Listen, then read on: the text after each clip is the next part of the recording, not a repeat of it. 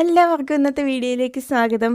ഇന്നത്തെ വീഡിയോയിൽ ഒരു ഡേ ഇൻ മൈ ലൈഫാണ്. എനിക്കൊരു 2-3 ദിവസത്തെ നൈറ്റ് ഡ്യൂട്ടി ആയിരുന്നു. അപ്പോൾ അത് കഴിഞ്ഞ് വന്നതിന് ശേഷമുള്ള ഒരു ദിവസത്തെ കുറച്ച് കാര്യങ്ങൾ. അങ്ങനെ വലിയ വലിയ സംഭവങ്ങളൊന്നും ഉള്ള ഒരു ദിവസമല്ല കേട്ടോ. എന്നത്തെയും പോലെ സാധാരണ ഒരു ദിവസമാണ്.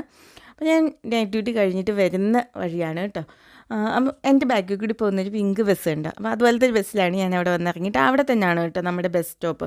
നമ്മുടെ വീട്ടിൽ നിന്ന് ഒരു മിനിറ്റ് 1.5 മിനിറ്റ് ദൂരം കാണും കേട്ടോ, അത്രയേ ഉള്ളൂ. അപ്പോൾ ആ പിങ്ക് കളറുള്ള ബസ് കിട്ടുന്ന ദിവസം എനിക്ക് അവിടെ ഇറങ്ങാൻ പറ്റും. അതല്ലെന്നുണ്ടെങ്കിൽ കുറച്ചും കൂടി അപ്പുറം മാറിയിട്ടുള്ളൊരു ബസ് സ്റ്റോപ്പിലാണ്. അവിടെ ആകുമ്പോൾ എനിക്ക് അവിടെ നിന്ന് ഒരു 8-10 മിനിറ്റ് ഇങ്ങോട്ട് നടക്കാനായിട്ടുണ്ട് കേട്ടോ.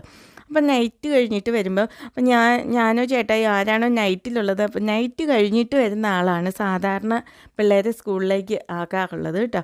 അതെന്താണെന്ന് വെച്ചാൽ ഇപ്പോൾ ഈ സമ്മർ പോലെയല്ല, വിൻ്ററിൻ്റെ സമയത്ത് ഇപ്പോൾ ഒരാൾ എന്തായാലും വെളിയിൽ നിന്ന് തണുത്ത് നടന്നു വരുന്നതാണ്. അപ്പോൾ അവർ തന്നെ കൊച്ചുങ്ങളെ സ്കൂളിലേക്ക് ആക്കുന്നതാണ് ഒന്നുകൂടി എളുപ്പം എന്ന് ഞങ്ങൾക്ക് തോന്നി. അതുകൊണ്ടാണ് കേട്ടോ അങ്ങനെ ചെയ്യുന്നത്. എന്നുവെച്ചാൽ തണുപ്പിൻ്റെ സമയത്ത് വീട്ടിലിരിക്കുന്ന ആൾ ഡ്രസ്സൊക്കെ മാറിയിട്ട് വെളിയിൽ ഇറങ്ങി പോകാമെന്ന് പറഞ്ഞു കഴിഞ്ഞാൽ നമുക്ക് ഭയങ്കര ബുദ്ധിമുട്ടായിട്ട് തോന്നിയിട്ടുണ്ട്. അപ്പോൾ എനിവേ വെളിയിൽ നിന്ന് വരുന്ന ആൾ തണുത്താണല്ലോ എന്തായാലും വരുന്നത്.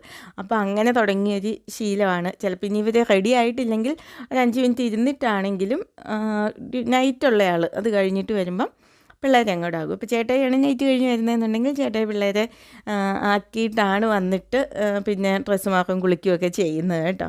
അപ്പോൾ ഞാൻ ഇവരിപ്പോൾ അങ്ങോട്ട് സ്കൂളിലേക്ക് ആക്കുവാണ്. ഇനി ഒരു 2 മണിയൊക്കെ കഴിയുമ്പോഴത്തേക്കും കുട്ടപ്പനെ നമ്മൾ പോയിട്ട് വിളിക്കണം. കല്ലു തന്നെ പോകുന്നുള്ളൂ കേട്ടോ. അപ്പോൾ അതാണ് സാധാരണ ഒരു റൊട്ടീൻ എന്ന് പറയുന്നത്.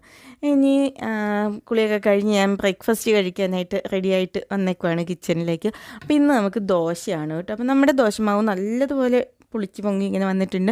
ഒരുപാട് പേര് പറയുന്നത് കേട്ടിട്ടുണ്ട് UK ഒരു ക്ലൈമറ്റിൽ ഈ മാവ് ബാറ്റർ ഇങ്ങനെ പൊങ്ങി കിട്ടാൻ ഭയങ്കര ബുദ്ധിമുട്ടാണെന്നൊക്കെ. പക്ഷെ നമുക്കങ്ങനെ ഒരു പ്രശ്നമില്ല. ഞാൻ സാധാരണ ഇത് അരച്ചിട്ട് അവനിൽ വെക്കാറുണ്ട് കേട്ടോ. പ്രീ ഹീറ്റ് ചെയ്തിട്ട് അവനിൽ വെക്കും. അപ്പോൾ നല്ലപോലെ പൊങ്ങി വരും. അപ്പോൾ ഇത് ഇന്നലെ രാത്രി ഒരു 10 മണിയൊക്കെ ആയപ്പോൾ ചേട്ടായി അരച്ചിട്ടേക്കുന്ന ഒരു മാവാണ് കേട്ടോ. രാവിലെ ഇപ്പോൾ ഒരു സമയം 9 മണി കഴിഞ്ഞിട്ടേ ഉള്ളൂ. അന്നേരത്തേക്ക് അത് ഇത്രയും നല്ലപോലെ പൊങ്ങിയിട്ടുണ്ട്.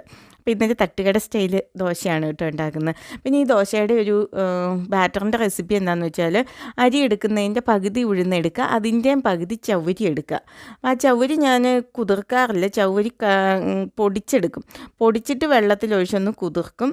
അത് കഴിഞ്ഞാൽ കുതിർത്ത ചവ്വരിക്കകത്തേക്കാണ് നമ്മുടെ സാധാരണ അരിയും ഉഴുന്നും കൂടി അരച്ചത് ഒഴിക്കുന്നത്. കൂടത്തിൽ ഉപ്പും കൂടി ചേർക്കും കേട്ടോ. അതിൽ വേറെ ഈ ഉലുവയും ചോറും അങ്ങനെയൊന്നും ഞാൻ ചേർക്കാറില്ല. നേരത്തെ അതൊക്കെ ചേർക്കുമായിരുന്നു. പക്ഷേ ഇങ്ങനെ ട്രൈ ചെയ്തപ്പോഴും നല്ല സോഫ്റ്റ് ആയിട്ടുള്ള ദോശ ഇഡലിക്കും ഒക്കെ നല്ലതാണ് കേട്ടോ.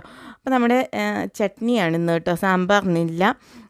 സാമ്പാർ ചേട്ടൻ ഉണ്ടാക്കാൻ അത്ര വശമില്ല കേട്ടോ. അതുകൊണ്ട് അതല്ലെന്നുണ്ടെങ്കിൽ ഞാൻ ചിലപ്പം സാമ്പാർ ഉണ്ടാക്കുന്ന കുറച്ച് കൂടുതൽ ഉണ്ടാക്കി വെക്കാറില്ല. അപ്പോൾ 2-3 ദിവസത്തേക്കൊക്കെ അത് പോവാറുണ്ട്. അപ്പോൾ ഇന്നിതൊന്നും ഇല്ല കേട്ടോ. അതുകൊണ്ട് സിമ്പിളായിട്ട് ദോശയും ചട്നിയും കൂടിയാണ് കഴിക്കുന്നത്. അപ്പോൾ എനിക്ക് ശരിക്കും പറഞ്ഞാൽ നല്ല വിശപ്പുണ്ട്. ഞാൻ നൈറ്റിൽ ഫുഡ് കൊണ്ടുപോകാറില്ല. തലേദിവസം വൈകിട്ട് ഒരു 6 മണിയൊക്കെ ആകുമ്പോൾ കഴിച്ചിട്ട് പോകുന്നതാണ് കേട്ടോ. പിന്നെ ഇവിടെ വന്നിട്ടാണ് പിറ്റേ ദിവസം വന്നിട്ടാണ് കഴിക്കാറുള്ളത്. അപ്പോൾ നിങ്ങൾക്ക് NHS ഹോസ്പിറ്റലുകളിലെ തിരക്കിനെ പറ്റിയിട്ട് പ്രത്യേകിച്ച് പറയേണ്ട ആവശ്യമില്ല. ഭയങ്കര തിരക്കാണ്. നമുക്ക് ഒരു മിനിറ്റ് പോലും ഇരിക്കാൻ സമയം കിട്ടത്തില്ല. ചില ദിവസങ്ങളിൽ ബ്രേക്ക് പോലും എടുക്കാൻ സമയം കിട്ടാത്ത ദിവസങ്ങളുണ്ടായിട്ടുണ്ട്. എപ്പോഴും അല്ല കേട്ടോ, ചിലപ്പം. അപ്പോൾ ഞാനും അത് ആക്രാന്തം പിടിച്ചാണ് കഴിക്കുന്നത്. നല്ല വിശപ്പുണ്ടായിരുന്നു. അപ്പോൾ എനിക്ക് എപ്പോഴും നൈറ്റ് ഡ്യൂട്ടി കഴിഞ്ഞിട്ട് വരുമ്പോഴാണെങ്കിലും അല്ലെങ്കിൽ രാത്രി ഡ്യൂട്ടി കഴിഞ്ഞിട്ട് വരുമ്പോഴാണെങ്കിലും ഒക്കെ ചേട്ടൻ എനിക്ക് ഫുഡ് റെഡിയാക്കി വെക്കാറുണ്ട് കേട്ടോ. ഞാൻ എന്താ ഫുഡെന്ന് പോലും ചോദിക്കാറില്ല. വന്ന് കൈ കഴുകിയിട്ട് വന്നിരുന്നാൽ മതി. ഫുഡും നല്ല ചൂടുള്ള അടിപൊളി ഒരു ചായയും എപ്പോഴാണെങ്കിലും അത് ഉണ്ടാക്കിത്തരും. അതെനിക്ക് ഭയങ്കര ഉണ്ടാക്കി തരുന്ന ഫുഡിൻ്റെ ടേസ്റ്റിൽ അങ്ങനെയൊന്നുമല്ല, പക്ഷെ അത് കാണുമ്പോൾ ഉള്ള ഭയങ്കര ഒരു സന്തോഷമുണ്ട്. കാരണം നമ്മൾ എത്ര കഷ്ടപ്പെട്ടിട്ടാണ് വരുന്നത്. അതല്ലെങ്കിൽ അപ്പോൾ ഭാര്യയാണേലും ഭർത്താവാണേലും എല്ലാവരുടെയും വിശപ്പും അല്ലെങ്കിൽ എല്ലാവരുടെയും ശാരീരികമായിട്ടുള്ള അധ്വാനവും ഒക്കെ ഒരുപോലെയാണെന്നുള്ളൊരു മനസ്സിലാക്കലിൽ നിന്നാണല്ലോ അങ്ങനെ ഒരു കാര്യം ചെയ്യുന്നത്. അല്ലാണ്ട് അടുക്കളയിൽ ഇങ്ങനെ ഭയങ്കരമായിട്ട് പണിയെടുക്കാൻ അറിയാവുന്ന ആളൊന്നുമല്ല കേട്ടോ. അങ്ങനെ എല്ലാ അടുക്കള പണികളും കൃത്യമായിട്ട് ചെയ്യാൻ അറിയാവുന്ന ആളൊന്നുമല്ല. പക്ഷേ പണി കഴിഞ്ഞ് നമ്മുടെ ഡ്യൂട്ടി കഴിഞ്ഞ് വരുമ്പം ഉള്ള ഫുഡ് എനിക്ക് എപ്പോഴും ഉണ്ടാക്കി തരാറുണ്ട് കേട്ടോ. ഇങ്ങനെ മടുത്ത് വരുമ്പോഴോ അല്ലെങ്കിൽ എനിക്കൊരു വയ്യായിക വരുമ്പോഴോ ഒക്കെ ഇങ്ങനെ ഫുഡ് ഉണ്ടാക്കി തരുന്ന ഒരു ശീലം തുടങ്ങിയത് ഞാൻ ഫസ്റ്റ് പ്രഗ്നൻ്റ് ആവുന്ന സമയത്ത് തൊട്ടാണ് കേട്ടോ. ആ സമയത്തുള്ള എൻ്റെ ഛർദിയും എൻ്റെ ബുദ്ധിമുട്ടൊക്കെ കണ്ടിട്ട്, അതായത് കല്ലുക്കുട്ടൻ ഉണ്ടാവണ ആ ദിവസം വരെ ഒരു പ്രഗ്നൻസി മുഴുവൻ ഞാൻ ഛർദിച്ച് തകർത്തതാണ്. അന്നത്തെ എൻ്റെ കഷ്ടപ്പാട് കണ്ടിട്ട് അന്ന് തൊട്ട് തുടങ്ങിയതാണ് കേട്ടോ. പണ്ടും അതെ, ഡ്യൂട്ടി കഴിഞ്ഞ് വരുമ്പോഴുള്ള ഫുഡ് എനിക്ക് ഉണ്ടാക്കി തരാറുണ്ട് കേട്ടോ. പിന്നെ ഇതൊക്കെ കഴിഞ്ഞു, ബ്രേക്ക്ഫാസ്റ്റൊക്കെ കഴിഞ്ഞു. ഞാനിപ്പോൾ ഉച്ചത്തേക്കുള്ളതും കൂടി ഉണ്ടാക്കി വെച്ചിട്ട് ഉറങ്ങാം എന്നുള്ളൊരു വിചാരത്തിലാണ്. കാരണം എന്താണെന്ന് വെച്ചാൽ ചേട്ടായിക്ക് ഇന്ന് നൈറ്റിന് പോകേണ്ട ദിവസമാണ്. അപ്പോൾ ഞാനും ആദ്യം തന്നെ കിടന്ന് ഉറങ്ങിപ്പോയി കഴിഞ്ഞാൽ 2 പേർക്കും ബുദ്ധിമുട്ടാകും. അപ്പോൾ അതുകൊണ്ട് അടുക്കളയിലെ പരിപാടി കുറച്ചങ്ങ് തീർക്കാമെന്ന് വെച്ചു. കുറച്ച് പരിപ്പ് വെള്ളത്തിലിട്ടിട്ടുണ്ട്. ഞാൻ കൂടുതലും കടലപ്പരിപ്പ് വെച്ചിട്ടാണ് കേട്ടോ സാമ്പാർ ഉണ്ടാക്കാറുള്ളത്. അപ്പോൾ അധികം വെജിറ്റബിൾസ് ഒന്നുമില്ല, ഇതെല്ലാം ഫ്രോസൺ ഫ്രീസ് ചെയ്തിരുന്ന വെജിറ്റബിൾസാണ് കേട്ടോ. ഞാൻ എപ്പോഴും വെജിറ്റബിൾസ് ഫ്രീസ് ചെയ്ത് വെക്കുകയാണ് ചെയ്യുന്നത് കേട്ടോ. അപ്പോൾ എല്ലാം കുറച്ചേ ഉള്ളൂ, എല്ലാം തീർന്നു. നമ്മൾ കടയിലേക്ക് പോകേണ്ട ഒരു സമയമായിട്ടുണ്ട്. കടയിൽ പോക്കൊക്കെ 2 പേർക്കും ഓഫുള്ള ദിവസമാണ് കേട്ടോ. അപ്പോൾ അതുകൊണ്ട് ഇരിക്കുന്ന കാര്യങ്ങൾ വെച്ചിട്ട് ഒന്ന് ഒരു ഉഡായിപ്പ് സാമ്പാർ വയ്ക്കാമെന്നാണ് വിചാരിക്കുന്നത്. നമുക്ക് കിഴങ്ങ് ഐറ്റംസ് ഒന്നും ഇല്ല, ചേമ്പും അതുപോലെ പൊട്ടാറ്റോയും ഒന്നുമില്ല. അതുകൊണ്ട് ഇന്നത്തെ സാമ്പാർ കുറച്ച് വെള്ളം പോലെയുള്ള ആയിരിക്കും. പക്ഷേ എനിവേ പിള്ളേർക്ക് ദോശ കഴിക്കണം എന്നുണ്ടെങ്കിൽ സാമ്പാർ ഇഷ്ടമാണ് കേട്ടോ. അപ്പോൾ അവർ ചിലപ്പോൾ ഉച്ചയ്ക്ക് വന്ന് കഴിയുമ്പോഴോ അല്ലെങ്കിൽ രാത്രിയിലൊക്കെ ദോശ കഴിക്കാറുണ്ട്. അതുകൊണ്ട് സാമ്പാറും കൂടി അങ്ങ് ഉണ്ടാക്കി വെച്ചേക്കാം എന്ന് വിചാരിച്ചിട്ടായിരുന്നു കേട്ടോ. അപ്പോൾ അങ്ങനെ ലഞ്ചിൻ്റെ പരിപാടികളും അതൊക്കെ കഴിഞ്ഞതിന് ശേഷമാണ് കേട്ടോ ഞങ്ങൾ ഉറങ്ങാമെന്ന് വെച്ചത്. നമുക്കിന്ന് മത്തി വറുത്തതും കൂടി ഉണ്ടായിരുന്നു കേട്ടോ. അപ്പോൾ ഈ ഗ്ലൗസ് ഇട്ടിട്ട് മീൻ വെട്ടുന്ന പരിഷ്കാരി ഞാനല്ല കേട്ടോ, ചേട്ടയാണ്.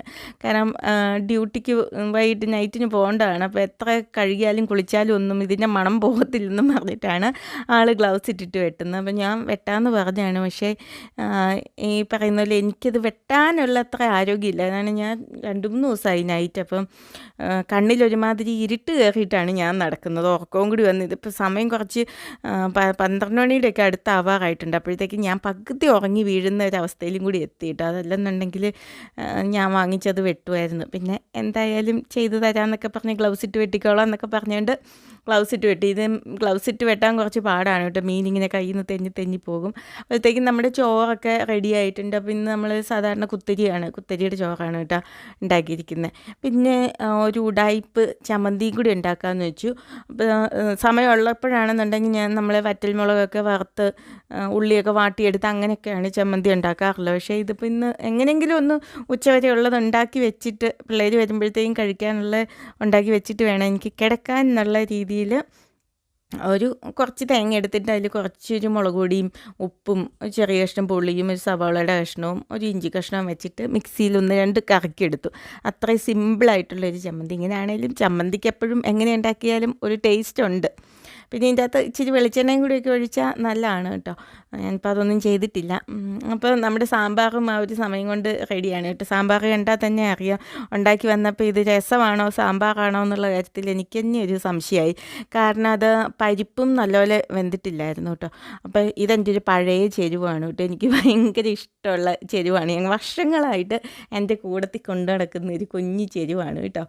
പിന്നെ ഇരുന്ന് അവസാനം എൻ്റെ ഉറക്കം പോവുകയും ചെയ്തു, ചേട്ടായി ഉറങ്ങിപ്പോവുകയും ചെയ്തു കേട്ടോ. പിന്നെ ഇതുങ്ങളെ ഞാൻ പോയിട്ട് സ്കൂളിൽ നിന്ന് കൊണ്ടുവന്നു. അപ്പോൾ എന്തായാലും ഉറക്കം പോയി. എന്നാൽ പിന്നെ കുറച്ച് നേരം എന്തെങ്കിലും പരിപാടിയൊക്കെ ആയിട്ടിരിക്കാമെന്ന് വെച്ചു. അപ്പോൾ ഇവർ 2 പേരും മുറ്റത്ത് ഇറങ്ങിയിട്ട് ഭയങ്കര കളിയാണ്. ഒരാൾ മരത്തേൽ വലിഞ്ഞു കയറുന്നു, അടുത്ത ആൾ തലകുത്തി മറിയുന്നു. സാധാരണ അപ്പുറത്തെ വീട്ടിലെ 2 ചെറിയ പെൺപിള്ളേരുണ്ട് കേട്ടോ. അവരും കൂടി കളിക്കാനായിട്ടൊക്കെ വരാറുള്ളതാണ്. ഇന്നിപ്പോൾ അവരെവിടെ വെളിയിലെവിടെയോ പോയേക്കാന്ന് തോന്നുന്നു, അവരെ കണ്ടില്ല. അതല്ലെങ്കിൽ ഈ ഒരു സമയത്ത് ഇവർ 4 പേരും കൂടിയാണ് കേട്ടോ ഇവിടെ വന്നിട്ട് കളിക്കാറൊക്കെ ഉള്ളത്. അപ്പം ഞാൻ ആ സമയത്ത് വിചാരിച്ചു എന്തായാലും എൻ്റെ ഉറക്കവും പോയി, ഇവർ വീടിനകത്തോട്ട് കഴിഞ്ഞെന്നാൽ പിന്നെ ചേട്ടനെ ഉറങ്ങാൻ സമ്മതിക്കത്തില്ല. എന്നാൽ പിന്നെ വെളിയിൽ ഇവരുടെ കൊടുത്ത് കുറച്ച് നേരം നിൽക്കാമെന്ന് വിചാരിച്ചു. അവിടെ കുറേ കരിയില ഇങ്ങനെ വീണ് കിടപ്പുണ്ടായിരുന്നു. കഴിഞ്ഞ ദിവസം ഒരു വലിയ കാറ്റുണ്ടായിരുന്നു കേട്ടോ. അപ്പോൾ അപ്പുറത്തെ വീട്ടിലെ കരിയിലെല്ലാം കൂടി പറന്ന് വന്നിട്ട് നമ്മുടെ മുറ്റത്തായിട്ട് വീണു. നമ്മുടെ പാവപ്പെട്ട മരത്തിന് കാര്യം പറഞ്ഞാൽ ഇലയൊന്നുമില്ല. പക്ഷെ എന്ത് ചെയ്യാൻ, മുറ്റത്ത് നിറച്ച് ഇല വീണിട്ട് ഉണങ്ങി കിടപ്പുണ്ട്. അപ്പോൾ അതിനെയൊക്കെ ഒന്ന് വാരി കളയുമായിരുന്നു കേട്ടോ.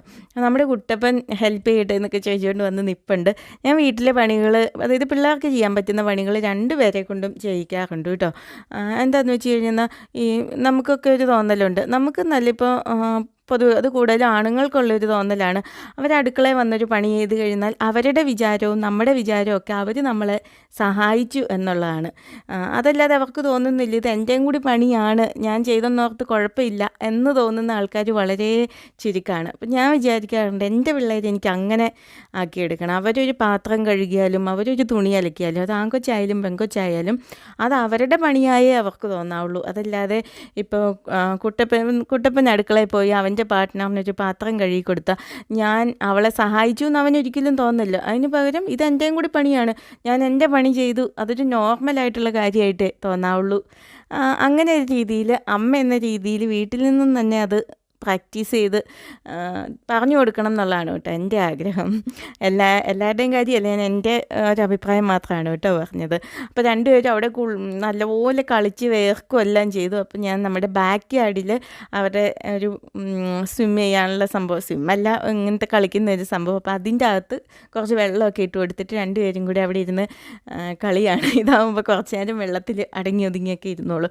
ഇവർക്കിങ്ങനെ കളിക്കാൻ കിട്ടുന്ന സമയം, അതായത് ക്ലൈമറ്റ് വല്ലപ്പോഴും അല്ലേ സമ്മർ ഇത്രയും നല്ല ഇതായിട്ട് കിട്ടുന്നത്. അപ്പോൾ രണ്ടുപേരും കൂടി വെള്ളത്തിൻ്റെ അകത്തൊക്കെ അവിടെ കളിച്ചു. അപ്പോൾ അങ്ങനെയാണ് ഇന്നത്തെ ഡേ ഇൻ മൈ ലൈഫ്.